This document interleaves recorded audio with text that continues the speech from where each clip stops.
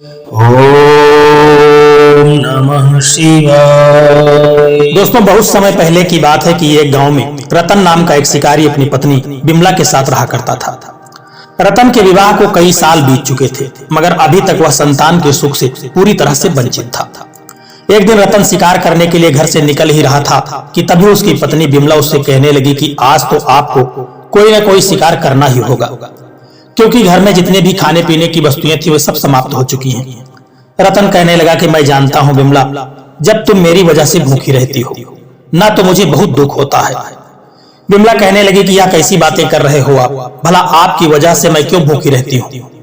रतन कहने लगा क्योंकि मैं एक शिकारी हूँ और काफी समय से मुझे कोई ढंग का शिकार नहीं मिला है। अगर मैं शिकार के अलावा कोई और काम जानता तो शायद हमें यह दिन देखने न पड़ते। बिमला कहने लगी कि भगवान पर भरोसा कीजिए, आज कोई न कोई शिकार आपको मिल ही जाएगा। बिमला की बात सुनकर के रतन बड़े ही उदास मन से जंगल की ओर निकल गया और अपनी तिरछी निगाहों से, पैनी नजरों से शिकार को खोजने लगा। तभी उसकी नजर एक वृक्ष पर पड़ी। उसने देखा कि उस वृक्ष के ऊपर अपने घोंसले के ऊपर एक चील बैठी हुई थी और ठीक उसके पीछे एक सर्प उसे डसने के लिए तैयार बैठा था। रतन कहने लगा, अरे यह तो चील है और यह जिस अंदाज से बैठी हुई है इसे लगता है कि यह अपने अंडों की हिफाजत कर रही है और यह सांप एकदम से घात लगाए बैठ रहा है। अगर सांप ने इसे डस लिया तो यह बेचारी बेमौत मारी जाएगी। रुक जाओ। इतना बोल करके रतन ने अपने तीर कमान में तीर चढ़ा दिया और इस सर्प के ऊपर वार कर दिया। कुछ ही देर में सर्प घायल होकर के नीचे गिर पड़ा और तड़प तड़प करके वही मर गया। अचानक वह चील रतन की ओर देख करके इंसानी आवाज में कहने लगी कि तुमने मेरी जान बचाई है, इसलिए मैं तुमसे बहुत प्रसन्न हूं। बोलो, मैं इसके बदले में तुम्हारी क्या मदद कर सकती हूँ। चील की जुबान से इंसानों की आवाज सुन करके रतन पूरी तरह से घबरा गया और कहने लगा कि तुम तो एक चील हो, फिर भी तुम इंसानी आवाज में कैसे बात कर सकती हो। वह चील कहने लगी कि मैं एक विचित्र चील हूं, लेकिन तुम्हें मुझसे डरने की कोई आवश्यकता नहीं है। मैं तुम्हें कोई नुकसान नहीं पहुंचाऊंगी। तुमने तो मेरी जान बचाई है। बोलो, मैं तुम्हारी क्या मदद कर सकती हूँ। रतन ने कहा, मैं मदद करने की कीमत नहीं लेता। चील कहने लगी कि तुम तो बहुत अच्छे इंसान मालूम पड़ते हो, फिर तुम शिकार क्यों बने करते हो। क्योंकि मुझे शिकार करने के अलावा और कोई काम नहीं आता और वैसे भी अच्छे इंसानों की भगवान परीक्षा बहुत लेता है। शादी के कई सालों के बाद भी मेरी कोई संतान नहीं है। अगर मेरी कोई संतान होती तो मुझे शिकार करने की जरूरत नहीं पड़ती। मैं एक मायावी चील हूं। मेरी बात ध्यान से सुनो। तुम मेरे घोंसले पर जो 2 अंडे देख रहे हो, या कोई मामूली अंडे नहीं है, बल्कि विचित्र जादुई अंडे हैं। तुम इन दोनों अंडों को अपने घर ले जाओ। एक अंडे से एक गरीब पुत्र जन्म लेगा जो सच्चाई का देवता होगा और दूसरा अंडे से एक राजकुमार जन्म लेगा जो वीरों का वीर, बड़े दिल वाला होगा। रतन उन दोनों अंडों को अपने घर पर ला करके आ गया और सारी घटना अपनी पत्नी को बता दी। उसकी बात सुन करके उसकी पत्नी बिमला कहने लगी, मैं क्या बताऊं, मुझे तो विश्वास ही नहीं हो रहा है कि जो घटना मैंने अपनी आंखों से देखी है वह सत्य है। बिमला कहती है, हाँ, तुम्हारे हाथ में यह 2 अंडा बता रहा है। तुमने जो कुछ भी देखा है वह सब सत्य है। अब और देर न करो, जल्दी से इन अंडों को उठा करके रख दो। रतन ने जैसे ही वह अंडे रखे, अचानक अंडों का आकार बढ़ने लगा और दोनों अंडे देखते ही देखते फूट गए। अंडों के फूटते ही 2 शिशुओं की किलकारी रतन और बिमला के कानों में गूंजने लगी। इसका मतलब वह मायावी चील सही बोल रही थी, यह दोनों अंडे तो वाकई चमत्कारी निकले। इतना बोल करके बिमला ने अंडों से दोनों बच्चों को उठा लिया और रतन से कहने लगी कि यह दोनों बच्चे तो बड़े ही सुंदर हैं। हाँ बिमला, यह दोनों ही बड़े प्यारे बच्चे हैं। आज से यही दोनों हमारे पुत्र हैं। इनके जन्म से पहले ही इनकी भविष्यवाणी कर दी गई है, इसलिए मैं इनका नामकरण भी अभी से कर देती हूँ। इनमें से एक राजकुमार होगा और उसका नाम मैं रखती हूँ राजकुमार, और दूसरा गरीब होगा लेकिन मन का बड़ा धनी होगा, उसका नाम मैं रखती हूँ दिलीप। बिमला की बात सुन करके रतन मुस्कुराने लगा। समय इसी तरह से बीतता जा रहा था और बिमला अपने दोनों पुत्रों के मोह में इस कदर डूब गई थी कि वह यह भूल चुकी थी कि उसके दोनों पुत्र उसकी कोख से नहीं बल्कि अंडों से जन्मे हैं। ऐसे ही करीब 18 साल बीत गए। राजकुमार और दिलीप 20 साल के हो चुके थे। वे दोनों भाई अब रतन के साथ खेतों में उसका हाथ बटाते थे। एक दिन वो दोनों अपने पिता के साथ खेत में बैठे हुए थे कि तभी एक व्यक्ति दौड़ता हुआ वहां आकर के रतन से कहने लगा, अरे रतन भाई, तुमने कुछ सुना क्या? रतन कहने लगा, भाई अरे रुको रुको, क्या हो गया? तुम इतने घबराए हुए क्यों हो? अरे सारे नगर में भय का माहौल छाया हुआ है भाई। अरे जब से तंत्रिका ने महाराज रुद्र प्रताप की पुत्री का अपहरण करने की धमकी दी है, अरे क्या बताओ, पूरे राज्य में सैनिक तैनात कर दिए गए हैं। यह राजा रुद्र प्रताप भी न तो इसको तांत्रिका की जादूगरनी से बिल्कुल नहीं उलझना चाहिए था। उसके बारे में तो सभी जानते हैं कि वह कितनी दुष्ट है और कितनी क्रूर है, और वह काली विद्या की रानी है। कितने मासूम और निर्दोष लोगों का खून पिया है उसने। हाँ, बात तो सही है, लेकिन यह तुम भी अच्छी तरह से जानते हो कि तंत्रिका का मुकाबला बड़े से बड़ा साधु भी नहीं कर सका। तभी तो राजकुमार क्रोधित होते हुए अपने पिता रतन से कहने लगा कि पिताजी, मुझे आज्ञा दीजिए, मैं उस तंत्रिका का सर्वनाश कर दूंगा। जब भी मैं किसी पर अत्याचार होते हुए देखता हूँ तो मेरा खून खौल उठता है। और फिर तंत्रिका तो एक बहुत ही बड़ी अत्याचारी है। दिलीप की बातें सुनकर के राजकुमार कहने लगा, अरे देखो भाई, सीधी सी बात है, तांत्रिका का अंत तो मैं भी कर सकता हूँ, परंतु अगर महाराज स्वयं चल करके मेरे पास आए और मुझसे मदद मांगे, अरे भाई अभी तो मैं उनकी सहायता करूंगा ना। दिलीप और राजकुमार की बातें सुन करके वो व्यक्ति मुस्कुराते हुए कहने लगा, मुझे तुम दोनों की कौशल पर कोई शक नहीं है। व्यक्ति की बात सुन करके दोनों भाई मुस्कुराने लगे। उधर राजा रुद्र प्रताप चिंतित अवस्था में दरबार में अपनी पुत्री राजकुमारी रूपमती के साथ बैठे हुए थे कि तभी उनके बगल में खड़ा हुआ उनका मंत्री उससे कहने लगा कि महाराज, इस तरह से चिंतित होने से कुछ नहीं होगा। यह सब छोड़िए और जल्दी से जल्दी कोई उपाय सोचिए जिससे उस तंत्रिका को गिरफ्तार किया जा सके। मंत्री जी, तुम्हारे कहने पर ही हमने तंत्रिका को इस राज्य से बाहर खदेड़ दिया था। हमने सोचा था कि वह डर जाएगी, मगर ऐसा बिल्कुल भी नहीं हुआ।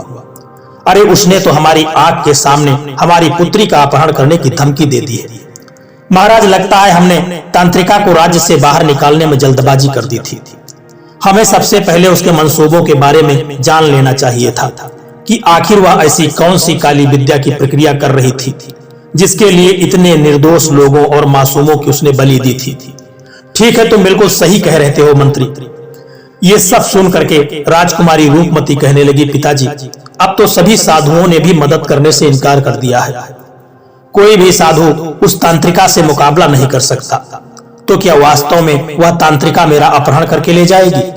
राजकुमारी रूपमती ने इतना कहा ही था कि तभी वहां पर एक स्त्री भारी आवाज से कहती हुई टकराई, तुम बिल्कुल सही कह रहे हो रूपमती, मैं तुम्हारे महल से तुम्हारे ही पिता के सामने तुम्हारा अपहरण करके ले जाऊंगी और वह कुछ नहीं कर सकेगा। तभी वहां दरबार में काला धुआं फैलने लगा और अगले ही पल उस काले धुएं ने एक बूढ़ी औरत का रूप धारण कर लिया। वो बूढ़ी औरत भयानक मुस्कान से राजा रुद्र प्रताप से कहने लगी कि मूर्ख राजा, तुझे क्या लगता है कि तू मुझे राज्य से निकाल देगा और मैं आंखें बंद करके बैठी रहूंगी? मुझे केवल एक बलि की आवश्यकता थी जो तूने मुझे नहीं लेने दी। अब वह बलि मैं तेरे बेटी से लूंगी और उसके बाद मैं अपने मकसद में कामयाब हो जाऊंगी। इतना कह करके वह तांत्रिका काले धुएं में परिवर्तित हो गई और पूरे महल में काला धुआं फैल गया। अगले ही पल जब वह धुआं वहां से हटा, लेकिन राजकुमारी रूपमती वहां से गायब थी। यह देख करके राजा चिल्लाते हुए कहने लगा कि मंत्री जी, यह क्या हो गया? अरे देखा नहीं तुमने, तांत्रिका ने जो कहा वो करके दिखा दिया। अरे वो हमारी आंखों के सामने ही हमारी बेटी को लेकर के चली गई। जाओ जाओ और जाकर के सारे राज्य में जितने भी साधु हैं उन्हें यहाँ लेकर के आओ। महाराज, सभी साधुओं ने अपने हाथ खड़े कर लिए हैं, केवल एक साधु के अलावा, परंतु उनके पास आपको चल करके जाना पड़ेगा। वह राजमहल में नहीं आते हैं। हम अपनी पुत्री की जान बचाने के लिए कहीं भी चलने के लिए तैयार हैं। मंत्री जी बताओ, वो साधु हमें कहाँ मिलेंगे? कुछ ही देर में राजा रुद्र प्रताप मंत्री के साथ जंगल में घने वृक्ष के नीचे खड़ा हुआ था, जहां एक साधु उस वृक्ष के नीचे अपनी आंखें बंद करके बैठे हुए थे। अचानक साधु ने आंखें खोल करके राजा रुद्र प्रताप की ओर देखते हुए कहा, मैं जानता हूं राजन, तुम यहाँ पर क्यों आए हो। अगर आप सब कुछ जानते हो महाराज तो फिर मेरी सहायता कीजिए। इस समय मैं आपको सिर्फ यही बता सकता हूं कि वह तांत्रिका आपकी पुत्री को लेकर के कहां गई है, परंतु मैं स्वयं तुम्हारी पुत्री को बचा करके नहीं ला सकता। लेकिन इतना बता सकता हूं कि अगर तुम्हारी पुत्री को कोई बचा सकता है तो केवल इस संसार में दो विचित्र युवक ही बचा सकते हैं, जिन्होंने अपनी मां की कोख से जन्म नहीं लिया है। यह सुनकर के राजा रुद्र प्रताप बुरी तरह से चौंक गया। क्या आप कहना क्या चाहते हैं साधु महाराज? उन्होंने अपनी माँ की कोख से जन्म नहीं लिया है तो फिर कैसे जन्म लिया है, यह जानने का भी तुम्हारे पास समय नहीं है। महाराज, जाओ जाकर के यह ऐलान कर दो कि अगर कोई भी व्यक्ति तुम्हारी पुत्री को उस तांत्रिका के चंगुल से छुड़ा करके लेकर आएगा तो तुम उस वीर से अपनी पुत्री का विवाह कर दोगे। मैं जानता हूं कि इस संसार में केवल वो दो ही युवक हैं जो तांत्रिका से नहीं डरते। वो दोनों तुम्हारी पुत्री को उसके चंगुल से छुड़ा करके जरूर ले आएंगे। उसके बाद तुम उन दोनों में से किसी एक से अपनी पुत्री का विवाह कर देना। अब ज्यादा सवाल मत पूछना महाराज, क्योंकि समय बहुत कम है। साधु का आदेश सुनते ही राजा रुद्र प्रताप अपने मंत्री के साथ अपने महल में जाकर के पहुंच गया और उसने सारे राज्य में यही घोषणा करवा दिया कि जो साधु महाराज ने कहा था। ऐलान सुन करके राजकुमार अपना घोड़ा लेकर के कहीं जाने की तैयारी करने लगा कि तभी उसका भाई दिलीप आकर के उससे कहने लगा, राजकुमार तुम कहां जा रहे हो? राजकुमार ने कहा, अरे क्या तुमने सुना नहीं है कि महाराज रुद्र प्रताप ने घोषणा करवाई है कि जो कोई भी उनकी पुत्री को तांत्रिका के चंगुल से छुड़ा करके लाएगा वह उसका विवाह अपनी बेटी से कर देंगे। मैं राजकुमारी रूपमती को तांत्रिका के चंगुल से आजाद करा करके उससे विवाह करूंगा। तभी वहां पर रतन और बिमला आकर के पहुंच गए और कहने लगे कि लेकिन बेटा यह तांत्रिका तो बहुत ही ज्यादा खतरनाक है। राजकुमार कहने लगा, आप चाहे कितनी भी खतरनाक हो, कितना भी कठिनाई हो, मुझे उससे डर नहीं लगता। तभी दिलीप कहने लगा कि तुम अकेले नहीं जाओगे, मैं भी तुम्हारे साथ चलूंगा। फिर राजकुमार कहने लगा कि देखो भाई, अगर तुम भी मेरे साथ चलोगे तो राजकुमारी रूपमती को बचाने में हम दोनों दावेदार हो जाएंगे। फिर तो राजकुमारी रूपमती को हम दोनों में से किसी एक को ही चुनना होगा। दिलीप ने कहा कि नहीं भाई, मुझे राजकुमारी रूपमती से विवाह नहीं करना है। मैं तो बस तुम्हारी मदद करने के लिए तुम्हारे साथ चलना चाहता हूं और मुझे तांत्रिका को मार करके बहुत प्रसन्नता होगी, क्योंकि उसने बहुत से गरीब और निर्दोष लोगों की बेवजह जान ली है। कुछ ही देर में दोनों भाई वहां से चले गए। उन दोनों को जाते हुए देख करके बिमला रतन से कहने लगी कि कैसे पिता है आप, आपने दोनों बेटों को रोका क्यों नहीं? आप जानते हैं कि तांत्रिका कितनी खतरनाक है, अगर मेरे दोनों बेटों को कुछ हो गया तो मेरा क्या होगा? शायद तुम भूल गई हो बिमला कि हमें यह दोनों पुत्र कैसे मिले थे। अब हमारे दोनों पुत्र अपनी अपनी मंजिल की ओर बढ़ रहे हैं और आगे क्या होगा यह तो भाग्य ही बता सकता है। इधर दोनों भाई चलते चलते एक सुनसान जगह पर जाकर के पहुंच जाते हैं। तभी दिलीप कहता है कि राजकुमार, हम दोनों यहाँ पर आ तो गए हैं, पर हमें यह नहीं पता कि तांत्रिका हमें कहाँ मिलेगी। राजकुमार कहने लगा, हाँ तुमने सही कहा है, कोई भी साधु डर की वजह से हमें बताने को तैयार भी नहीं है। तभी क्या होता है कि वहां पर एक चील उड़ती हुई आ गई और उन दोनों की ओर देख करके कहने लगी, मैं जानती हूं कि वह तांत्रिका तुम्हें कहां मिलेगी। चील के मुंह से इंसानी आवाज सुन करके वे दोनों भाई आश्चर्यचकित रह गए। तुम तो एक चील हो, भला मनुष्य की आवाज में कैसे बात कर सकती हो? मैं कोई साधारण चील नहीं हूं, बल्कि एक विचित्र चील हूं। कैसी विचित्र चील? हम दोनों को समझे नहीं। दोनों भाइयों ने कहा तो चील कहने लगी, समझने और समझाने का समय भी नहीं है। मैं केवल तुम दोनों को यह बताना चाहती हूं कि तुम दोनों साधारण नहीं हो। अगर इस संसार में तांत्रिका का मुकाबला कोई कर सकता है तो वह तुम दोनों हो, और तांत्रिका को तुम दोनों एक साथ मिल करके ही मार सकते हो। और वह कैसे? जब तुम तांत्रिका के काले महल के अंदर पहुंचोगे तब तुम्हें तांत्रिका की कोई भी बात नहीं सुननी है। तुम दोनों में से एक उसकी चोटी को पकड़ लेगा और दूसरा उसकी चोटी में जाकर के आग लगा देगा। जैसे ही उसकी चोटी में आग लगेगी उसकी मृत्यु हो जाएगी, क्योंकि उसकी जान उसकी चोटी में है। और इसके बाद राजकुमारी रूपमती को लेकर के तुरंत महल में चले जाना। अब तुम दोनों अपनी आंखें बंद कर लो। जब तुम अपनी आंखों को खोलोगे तो स्वयं को उस तांत्रिका के महल में पाओगे। उन दोनों भाइयों ने अपनी आंखें बंद कर ली। कुछ देर के बाद जब उन्होंने अपनी आंखें खोली तो उन्होंने खुद को एक विचित्र महल के अंदर पाया।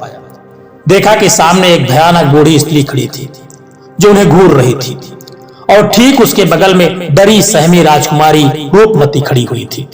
वह बूढ़ी स्त्री कोई और नहीं बल्कि वही तांत्रिका थी।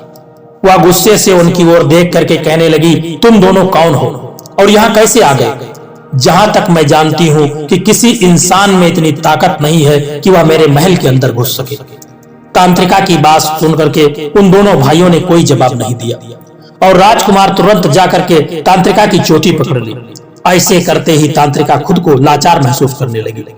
वो चीखती हुई कहने लगी, ये नामुमकिन है, इस तरह की शक्ति पृथ्वी लोक के वासियों में नहीं हो सकती। ऐसी शक्ति तो केवल पाताल लोक के वासियों में ही होती है।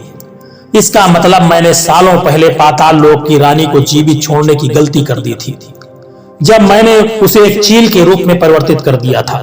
तांत्रिका ने इतना कहा ही था कि तभी दिलीप ने उसकी चोटी में आग लगा दी। कुछ ही देर में तांत्रिका जल करके राख हो गई। उसके राख होते ही राजकुमार ने राजकुमारी रूपमती की ओर देख करके कहा कि डरने की कोई बात नहीं है राजकुमारी, अब तुम सुरक्षित हो। राजकुमारी जल्दी चलिए, हमें आपको तुरंत महल में लेकर के चलना है। चलिए। कुछ घंटों के बाद राजकुमार दिलीप और राजकुमारी रूपमती राजा रुद्र प्रताप के महल में खड़े हुए थे। राजा रुद्र प्रताप अपनी पुत्री की ओर देख करके चौंक पड़ा तो राजकुमार कहने लगा कि महाराज, मैं आपकी पुत्री को तांत्रिका के चंगुल से आजाद करा करके ले आया हूं और तांत्रिका को भी मैंने समाप्त कर दिया है। यह सुनकर के राजा रुद्र प्रताप पूरी तरह से चौंक करके कहने लगा कि अरे आप यह क्या कह रहे हैं? लेकिन साधु महाराज ने तो कहा था कि मेरी पुत्री को तांत्रिका के चंगुल से केवल वही छुड़ा सकता है जिसने अपनी माँ की कोख से जन्म नहीं लिया हो। इसका मतलब यह दोनों भाई वही हैं। इतना बोल करके राजा रुद्र प्रताप राजकुमार और दिलीप की ओर देख करके कहने लगा, मैं तुम दोनों के माता पिता से मिलना चाहता हूँ। मैं तुम्हारे माता पिता को सम्मान से अपने महल में बुलाना चाहता हूँ। कुछ ही देर में रतन और बिमला महल के दरबार में खड़े हुए थे। राजा रुद्र प्रताप राजकुमार की ओर देख करके कहने लगा कि मुझे साधु महाराज ने बताया था कि मेरी पुत्री को तांत्रिका के चंगुल से केवल वही दो युवक छुड़ा सकते हैं जिन्होंने अपनी माँ की कोख से जन्म नहीं लिया होगा।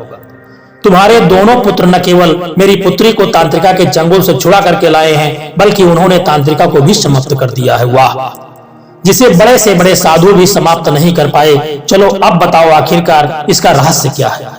राजा रुद्र प्रताप ने इतना कहा ही था कि तभी वही चील उड़ती हुई महल में आकर के पहुंच गई और रंग बिरंगी किरणों के साथ एक सुंदर स्त्री के रूप में जाकर के परिवर्तित हो गई।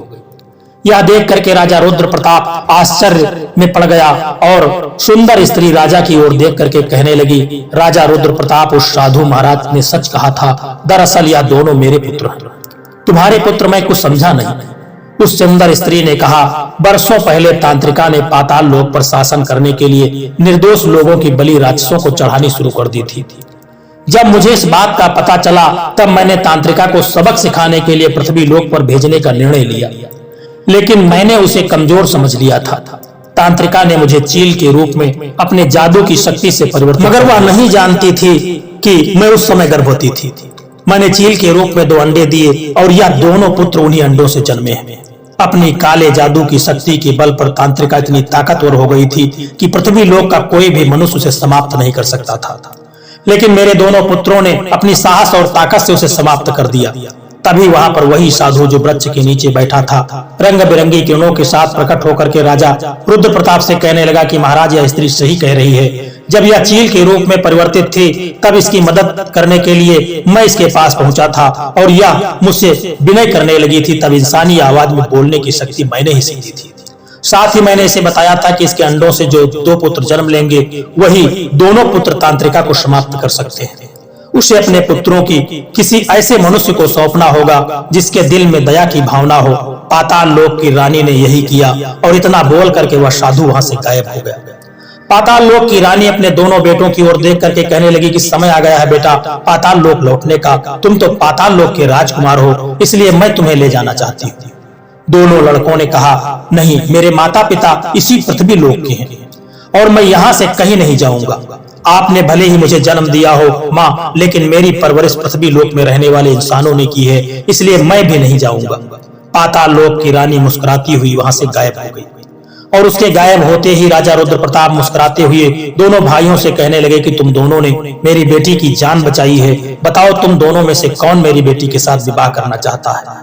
राजकुमार कहने लगा कि मैं आपकी पुत्री के साथ विवाह करना चाहता हूँ महाराज। और दिलीप कहने लगा कि महाराज, मैं अपने माता पिता के साथ रह करके मेहनत करके अपना जीवन जीना चाहता हूँ। दिलीप की बात सुनकर के राजा रुद्र प्रताप मुस्कुराने लगा। कुछ ही दिनों में राजा ने अपनी पुत्री रूपमती का विवाह राजकुमार के साथ कर दिया और दिलीप अपने माता पिता की जी जान से सेवा करने में जुट गया। दोस्तों, यह कहानी हमें सिखाती है कि जिसके दिल में मदद की भावना होती है उसका कभी अहित नहीं होता है। जो दूसरों की मदद करने की भावना अपने मन में रखता है, भगवान उसका भला जरूर करता है और वह अपने हर मुकाम पर विजय को प्राप्त करता है। दोस्तों यह कहानी आपको कैसी लगी है, प्यारा सा कमेंट करके जरूर बताना। और यदि वीडियो आपको पसंद आया, अच्छा लगा है तो इस वीडियो को लाइक शेयर करना और चैनल को सब्सक्राइब करने की भी कृपा कर देना। जय श्री कृष्णा, राधे राधे।